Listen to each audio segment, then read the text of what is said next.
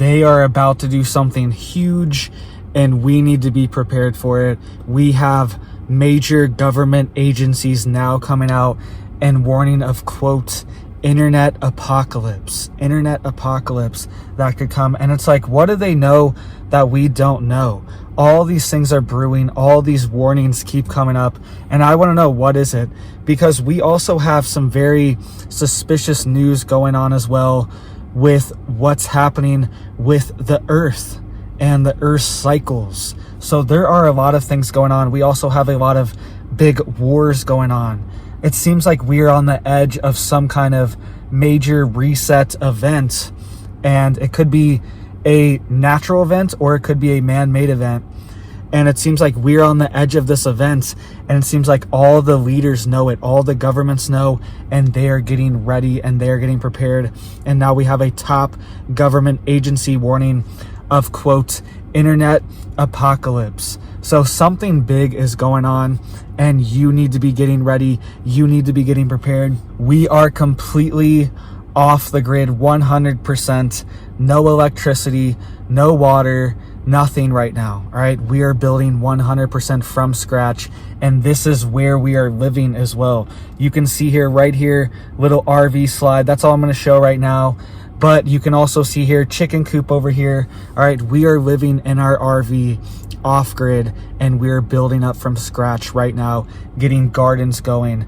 I just got a bunch of giant railroad ties for free, and I'm going to use that for fencing and fence posts, corner posts. Fencing is very expensive, guys. Everything has gone up for my gardens, all right, and for my animals to keep it in. I'm going to use these railroad ties for fencing. Also, you can use them for garden beds. I'm going to use them for some flower beds and some aesthetic beds like that. Not really anything to grow food in because they do have chemicals on them. All right, but we are making progress here. We are digging out the brush. We are just clearing it out, getting fencing up, growing plants, and getting our gardens going. All right, because it is urgent. And even if you're not doing that, just be stocking up one can at a time, one bag of rice at a time, and it will add up. All right, it will add up. Just get one bag of rice a month or two a month. They're only $10 for a 20-pound bag, and that is approximately 15 to 16 days worth of calories for one person for $10. Obviously, you can't live off rice, but if you have rice with beans or rice with some kind of meat, rice and vegetables, this will accrue for the most of your calories having rice. All right, our chickens are laying like crazy right now. If you don't have chickens, I don't know what channel you've been watching. I've been telling you to get chickens for a year straight at least. All right, so if you don't have them now, go to the store, get chickens. They're still there, guys, because stuff is going down, and now we have top government agencies warning of, quote, internet apocalypse. And we also have warnings of very suspicious things going on with the earth as well, which could affect weather patterns and cause major disruptions. And maybe they know this and they are not telling us exactly what's happening. What's also going on with all these wildfires, guys? Have you seen this? Have you seen these wildfires? Dozens and dozens and dozens of wildfires start spontaneously, instantaneously at the same time all across Canada. And we're just told that this is just a magic wildfire. Did you know that the largest wildfire in New Mexico history was caused by the federal government? Did you know that? And I was in southern Colorado, very south Colorado at that time, and our little village was getting blasted with smoke constantly from these New Mexico fires. All right, and it was started by the federal government doing a controlled burn that got out of control. All right, and I've seen a lot of video of controlled burns going on, and I've even seen some articles pointing to that there was a lot of controlled burn operations going on right before these wildfires, and it is potential that they got out of control, and maybe that's what's happening. All right, so we are seeing hit after hit after hit. This isn't wildfire season, by the way. These mountains all around me still have snow on them melting. So how is this wildfire season? This is not wildfire season. This is springtime. It's raining every single day. Wildfire season is in the fall when all the leaves are falling. It's crunchy, it's dry. There's not a lot of precipitation. All the snow is gone. And that's when you normally get these fires up in the mountains, up in Canada. So what's going on?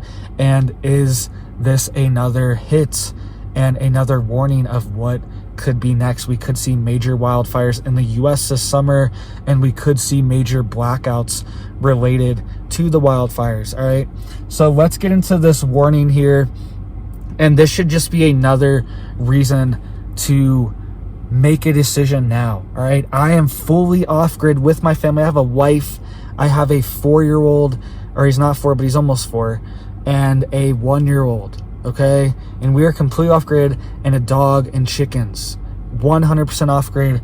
We are on a generator right now, but we are building ourselves up and building our homestead up.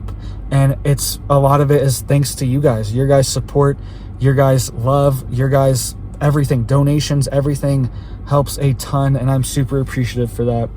You guys help make this possible, and I'm truly blessed for that. Let's get into what's going on with this warning that NASA is giving. All right, so NASA sent their probe into the coronal mass ejections that are happening right now because the sun is going into its grand solar maximum cycle.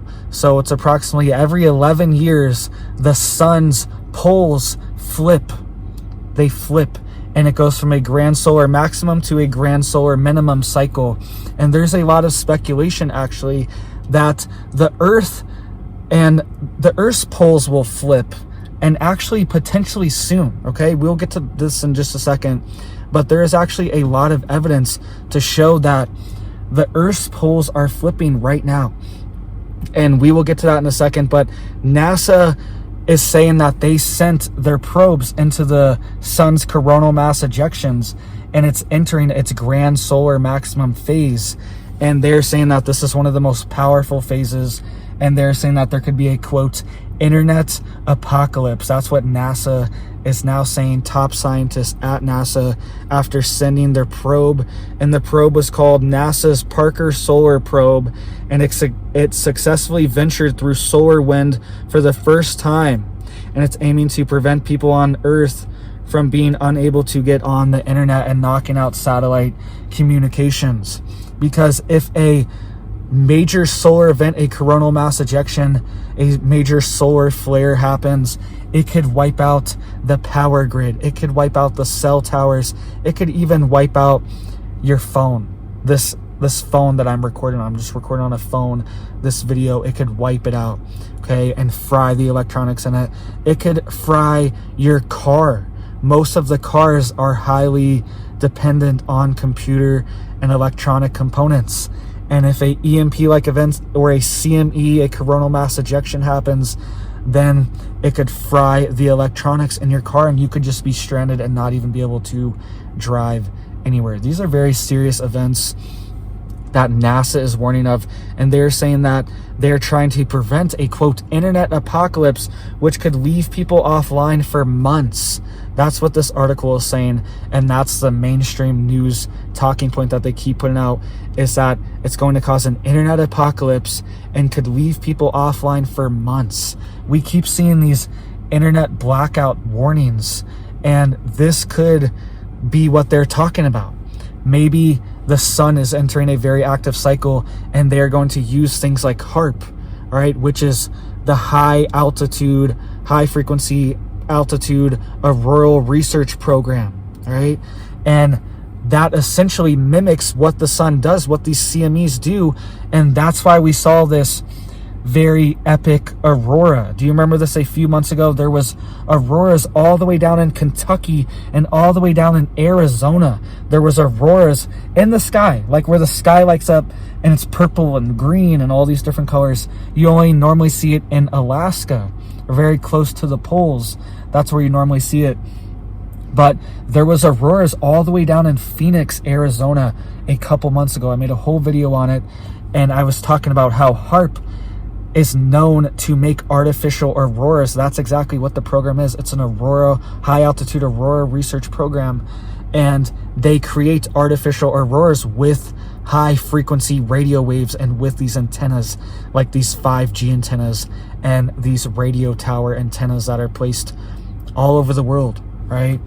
And they can create these artificial auroras and these CME-like events that could potentially wipe out our power grid or electronics or communications, and they could be amplifying natural ones. So there could be a natural solar flare, and it's like, okay, this is actually happening, scientists see it, and it could be amplified with the HARP to make the auroras even more powerful, right? It's just something we need to be aware of and we need to be prepared for, because NASA is warning that a, quote, internet apocalypse could happen and, quote, leave people offline for months.